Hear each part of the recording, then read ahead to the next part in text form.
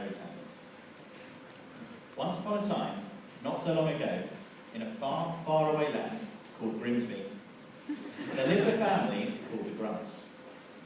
There was the father, Gavin Grump, his wife, Gertrude Grump, their two children, Ginger and Georgina Grump, and finally, Grandad Grump, Grimwald. Don't forget the dog. Oh, that's And the dog.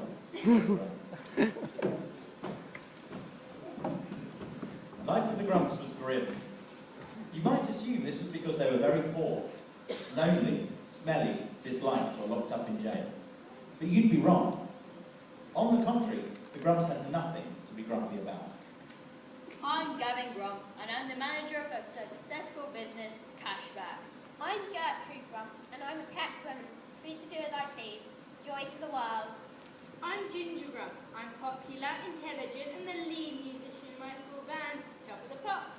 I'm Georgina Grump. I'm a talented ballerina who's been scouted to dance for the Royal Ballet. Bop it.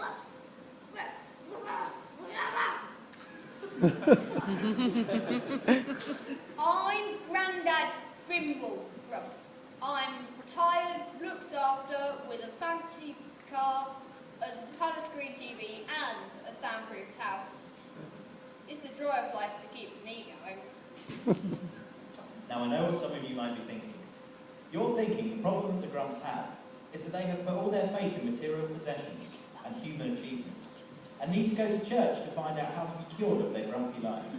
And once again, friends, you'd be wrong, because the Grumps go to church every week. A 1, 2, 3, 4. This is where the party is. This is where the joy you'll never about. In your presence we are free to praise and shout aloud. No one knows how the Grumps became so grumpy. It didn't happen overnight. It wasn't something that could be turned on or off. It was as if a dark cloud had gradually faded into place over their lives, and sun could shine no more. Even they themselves were unaware of any problem. They simply accepted their grumpiness as part of being alive. Nowhere was their grumpiness more apparent than at parties and celebrations, and none more so than on Christmas Day. The Grumps had had their Christmas breakfast. This is nice. How stimulating. Given out early morning presents. Here you are, Grandad. Merry Christmas. Ooh, can't wait to discover what it is. Oh wow, a shoe polishing kit. Just the one I asked for. Thrilling. I honestly couldn't be happier. You have made my life. They decorated the house.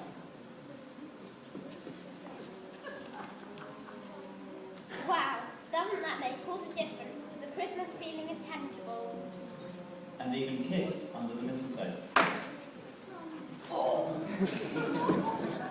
Before heading off and arriving minutes later at church.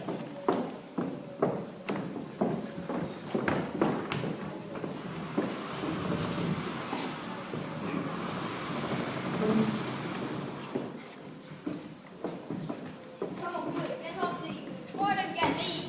Why not I go home? Very hot in here. I'm too cold. I hope you don't have to do anything. Won't, will we? Just before the service began, a poor and lonely stranger entered the church. Who's that? I don't recognise him. Oh look, he's looking for a seat. Quick, grab your bag. Cover the spare seat. Don't sit next to a stranger. I hate strangers. They always want to talk with you. Quick, he's coming this way. Do something. The Grumps shrank in their seats, eager to avoid the gaze of the stranger. To their horror, Gloria McGinty stood up in the row behind them and in her bellowing voice said, "There's a spare seat here, sir, if you'd like to sit with the Grumps." Oh, thanks very much. Give me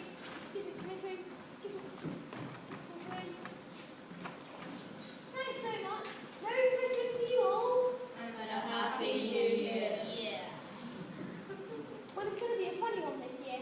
No meal, no family, just me and my you fish. But if there's one thing I can't miss, it's celebrating Jesus with other people, eh? I know people moan and grumble, don't they? You know the ones. And haven't got a care in the world. And wouldn't even smile if the Queen invited them to dinner. But there's always a fountain of joy to be found in the Lord and meeting with his family. The Grumps were in shock. Their grumpiness had been very much interrupted, and they didn't know what to do about it. Unable to offer a reply to the man, Gavin Grump did something very odd. He smiled. Gertrude wanted to scowl, but to her horror, felt those weak cheek muscles pulling at her mouth. She too was smiling. Are you two alright? You're on the road, aren't you? Ginger and Georgina were next. Unable to stop the contagious phenomenon, Griff's tail started wagging uncontrollably, and then the most amazing thing of all. Merry Christmas to you, my friend, and a Happy New Year!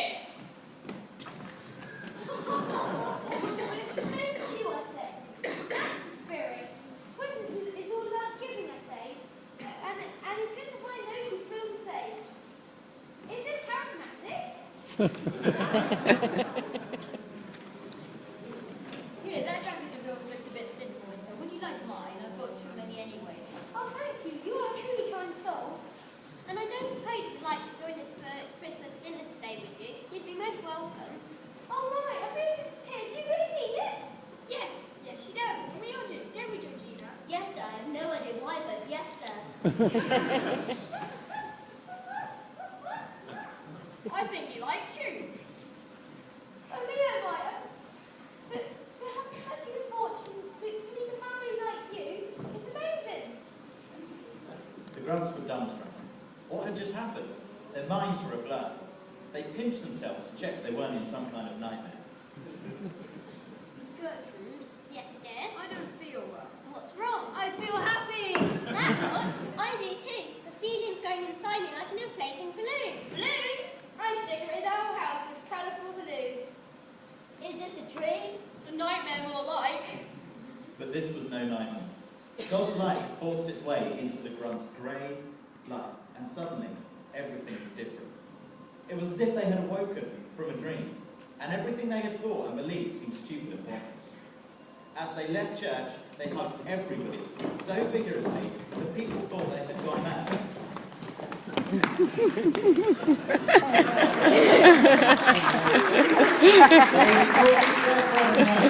Singing songs all the way.